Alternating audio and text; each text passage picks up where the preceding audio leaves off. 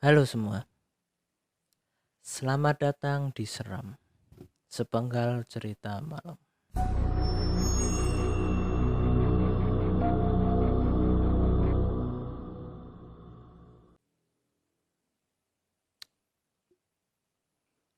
Perkenalkan, saya Rizky dan partner saya Iksan Kunto. Halo, Pada malam hari ini kami akan memberikan cerita yang menurut kami dirasa di luar nalar dan bersinggungan dengan mereka. Cerita pertama akan dibawakan oleh Kunto. aku. Oke, siap. Monggo toh, Oke, dipersilahkan. lanjut. Jadi cerita pada malam hari ini berjudul Gangguan di Rumah. Ini cerita original dari saya ya, yang mengalami sih kebanyakan ibu. Jadi kita lanjut ke ceritanya saja. Oke, cerita pertama. Cerita bermula di waktu aku masih SD. Entah kelas berapa, kurang ingat. Waktu itu di rumah hanya ada kedua orang tuaku. Saat itu mereka sedang mengobrol santai di waktu sore menjelang maghrib di halaman yang memisahkan antara ruang keluarga dan ruang makan. Ya, tiba-tiba ibuku melihat sosok bayangan putih terbang dari arah dapur tembus ke ruang makan lalu ke kamar pembantu. Karena penasaran, ibuku mengajak ayahku untuk mengajar bayangan putih tersebut. Tapi setibanya di ruang makan, bayangan putih itu sudah tidak ada. Bayangan putih itu berwujud seperti handuk. Handuk kalau teman-teman tahu, handuk seperti handuknya tukang becak. Handuk kecil yang biasanya dikalungin di leher itu. Lalu waktu berganti ke azan maghrib. Pas azan maghrib, ibuku dan ayahku pindah ke dapur untuk ngobrol-ngobrol. Di tengah obrolan tersebut, ibuku menyinggung soal bayangan putih tadi yang sempat lewat di ruang makan bersama ayahku. Nah, tiba-tiba lampu di ruang makan itu tiba-tiba kelap kedip. Entah memang penghuni atau sosok tadi terganggu atau bagaimana, mungkin dia nyalakan lampu itu untuk menegaskan kalau dia ada di situ, mewujudkan atau memberitahukan kalau dia memang ada di situ atau mungkin sedikit terganggu dengan obrolan mereka. Sepertinya cuma itu saja sih, itu cerita singkat yang pertama sih, men. Jadi menurutmu gimana itu, eh, handuk kah atau yang lain kah? Yang menjadi pertanyaan pertama saya itu, di rumahmu ada handuk seperti itu nggak? Ada, Oh, ada banyak. Nah, makanya kan tadi juragan handuk ya? nggak gitu. Oh, atau punya usaha handuk? Mungkin tukang becak. Oh, punya Nggak, punya becak? nggak. Jadi gini, jadi dari dulu tuh orang tua memang nyediain handuk yang kecil, ya kayak seberapa ya, yang pasti bisa dikalungin. Handuk kalau sekarang handuk olahraga Buat tukang becak? yang tipis, Enggak, karena itu buat tukang becak. ya orang-orang kan sering kan tukang becak kan banyak yang pakai di Oh kalung gitu iya. loh. Nah, tapi warnanya putih, Ya iya, tahu tahu. tapi Sering tipis, sering sering lihat. tipis. Nah, kalau di kesaksiannya ibuku kan bilang itu kayak handuk itu warnanya tipis. Terbang gitu. Terbang Tapi cuma dari cuma dari kecil itu ya. Hah? Tapi cuma kecil handuknya. Kecil dari kiri ke kanan. Set, terus tiba-tiba jalan ke sono, pret. Jalan kan, lari dikejar. Pas dicek di ruang makan udah hilang. Habis itu langsung itu tadi, kedap-kedip. Tapi keluargamu Hebat ya. Gimana? Ada kayak gitu dikejar ya. Deh, lah. Jangankan ibu, babeku tidur di apa namanya kuburan. Hayu. Itu ngapain tidur di kuburan? Cari pangsit. Enggak. Kalau babe itu Penggali kubur. saking beraninya dulu zaman kecil itu babe itu apa namanya? Peta umpet sama teman-teman satu desa. Dia tiap main peta umpet dia tidur di kuburan. Enggak ada yang berani. Cuma babe. Babe itu paling takut sama preman dah. Itu kurang ajar sih. Tak umpet kayak gitu. Kalau zamanku dulu nggak gitu. Itu kita main peta umpet. Saya Kita tinggal pulang. Mantap, itu Kalau setuju. zaman dulu lebih ekstrim ya. Ekstrim. Enggak selalu menang loh kalau sembunyi. Oke. Selalu, Pak. Bagaimana? Apakah sosok iya. seperti itu? Aku pernah baca, nggak baca sih, pernah dengar dari cerita orang-orang kalau kayak gitu itu kalau dibicarakan biasanya sih datang. Ini kita lagi bicarain tapi enggak datang loh. Sebenarnya saya agak lupa, sebenarnya saya agak lupa. Kemarin aku bicara sama budiku. Kalau mau buat cerita kayak gini, mending kita sebelumnya ritual baca Al-Fatihah. Allahumma Anda. Ini nanti habis ini baca dulu aja. Oke. Tapi itu bisa sih. Kebanyakan orang itu kayak gitu itu nggak suka untuk disinggung atau dibicarakan. Biasanya iya sih. Biasanya ya gitu. Nah, itu banyak sih yang kayak gitu terus gitu kan. belas jatuh sendiri, kegeser atau gimana. Nah, gini, baru keingat. Jadi bayangan putih tadi sebenarnya ada lanjutannya. Oh. Tapi kayaknya nanti episode 2 aja. Episode part 2-nya. Soalnya ini belum minta izin juga sama yang bersangkutan. Babiku. Soalnya ini nyangkut sama keluarga dari babiku. Dari ayahku. Soalnya. Nanti kita urus izinnya. Nah, kita harus izinnya dulu. Sekarang masuk ke cerita kedua. Cerita kedua ya men. Aku apa? Oh, saya. Oke. Kamu capek. Ini. Oke, cerita kedua. Awal cerita ini dimulai saat kita pindah ke tempat tidur ke ruang makan. Karena area kamar tidur dan toko sedang direnovasi karena suatu musibah. Cerita ini terjadi di bulan Ramadan. Entah tahun berapa, kurang ingat. Yang pasti aku di kelas 3 SD. Saat itu di kelas 3 SD. Suatu malam saat ibuku tidur dengan adikku terdengar suara Mbak Tika yang sedang tertawa di belakang tembok. Kita itu juga bulu kuduk ibuku langsung berdiri semua. Namun ibuku menganggap kalau suara itu berasal dari burung atau katak karena saat itu sedang musim hujan. Ini cerita original juga dari Mas Iksan. Dari ibu sih sebenarnya. Dari ibu, maksudnya keluarganya Mas Iksan. Udah minta izin dan diperbolehkan. Jadi lebih lanjut. Tapi saya pernah dengar, ya nggak mirip sih, tapi pernah dengar ada suara burung itu yang mirip kayak suara. Ya tahu yang mitosnya kalau begitu bunyi kalau nggak ada apa namanya kepaten atau kematian, ya ada tamu. Bisa itu juga. Itu ada. Tapi suaranya itu namanya burung apa juga lupa. Soalnya gitu enggak bukan bagian gitu. Gitu suara. Enggak, aku pernah dengar suaranya itu bukan kayak gitu. Tapi suara kayak ketawa.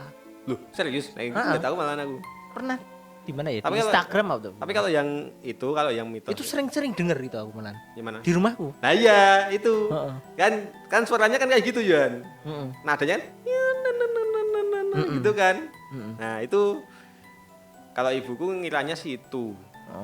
Terus sama kan itu suara hujan. Pas hujan. Kodok.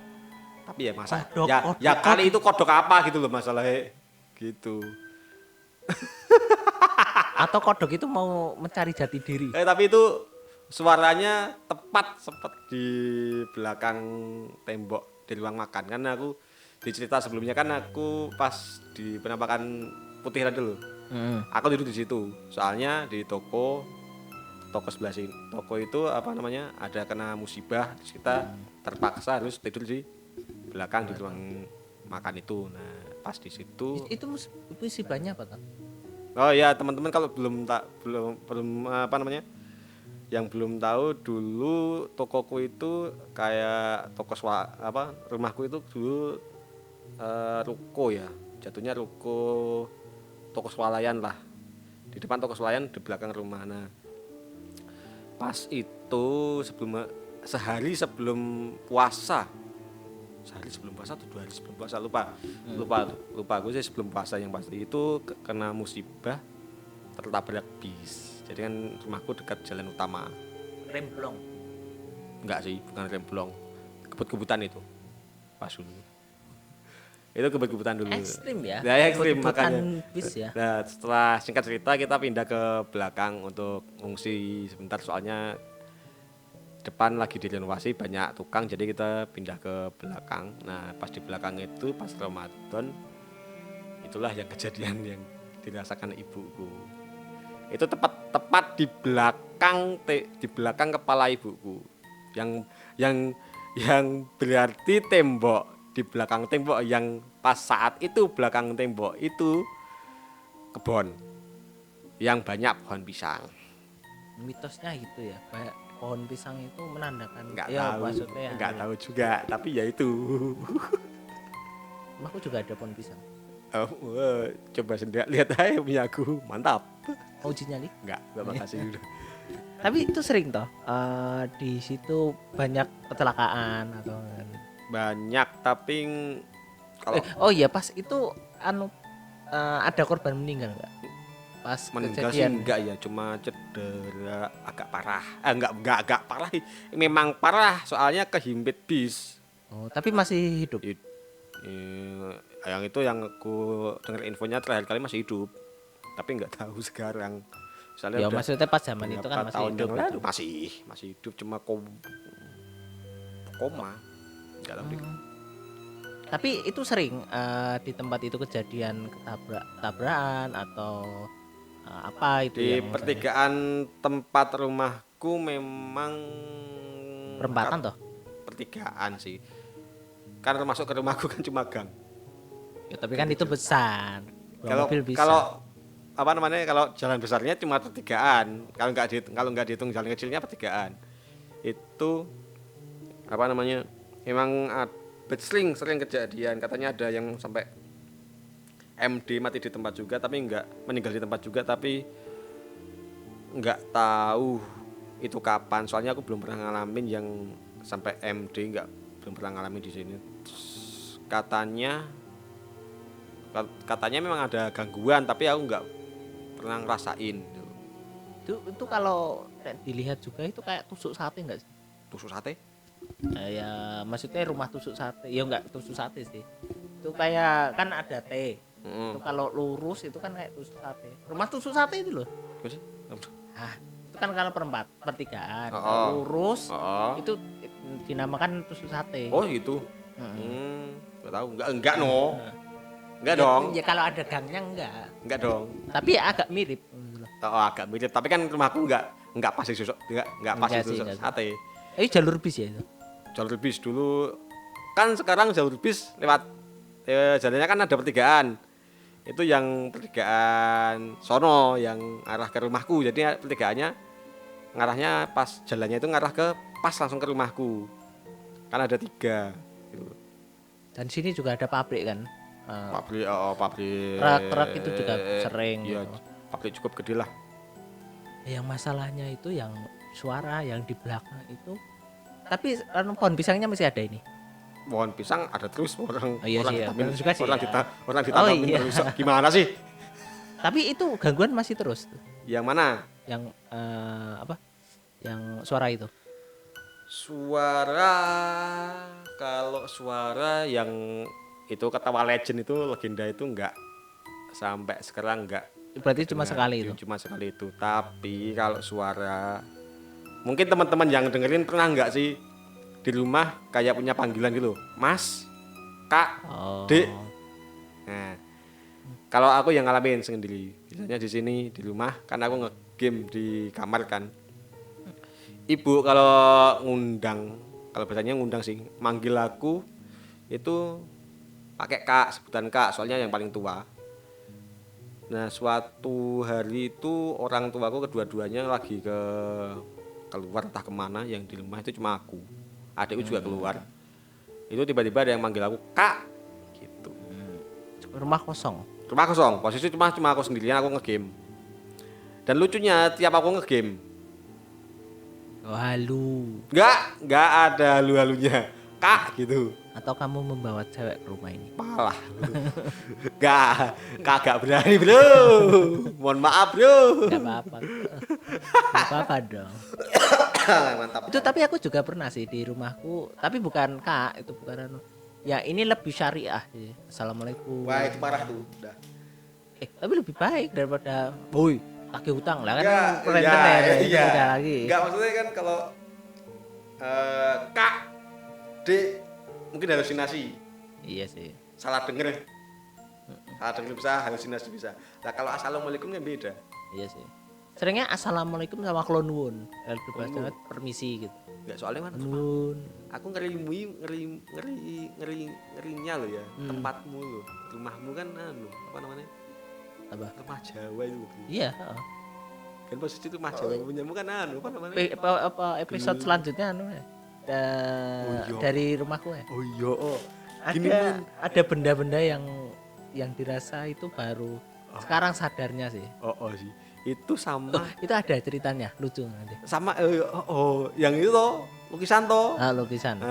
Sama anu cerita dari aku juga, dari semua teman-teman dari Rizky yang tidur di sini, yang nginep di situ. Itu terepik saat itu jagat raya sih kalau bagiku. Sampai sekarang nggak berani tidur di sana aku. Pulang aku. Iya sih. Nggak apa-apa sih tidur sana. Lanjut episode. Aku kalau di rumah kosong saya mending di luar. Nah, iya kan? Oh, ya di rumahku ada cerita yang ekstrim, agak ekstrim. Tahan. Untuk Oke. episode selanjutnya. Tahan. Nah, biar Udah penasaran. biar pada penasaran. Kalau Kali ini menyangkut harta. Harta benda lah. Maksudnya kayak diusilin gitu. Dan itu aku mengalami, ibuku mengalami. Dua orang. mantap. Oke, berarti kan kita Dan serem ini, serem. lanjut Oh, iya. ke episode selanjutnya untuk yang konten-konten itu. Soalnya ini sudah cukup lama. Jadi mungkin Cukup nggak kuat sih. Jadi mungkin teman-teman maaf banget kalau ceritaku ini memang pendek. Soalnya gimana ya, ceritaku nggak sepanjang punya Rizky. Pendek banget, ceritaku bener-bener pendek ini, cuma kayak gitu, nggak ada asal usulnya. Tapi sebenarnya ada satu nanti yang agak panjang, tapi buatku sempat buat episode selanjutnya. Itu yang alamin aku sama ibuku. Jadi Tapi gini, aku mau disclaimer dulu. Ini tadi bilangnya ceritaku agak panjang. pendek. Ceritaku kok. Oh ceritamu. Ceritaku agak panjang. Ini mau menyudutkan aku.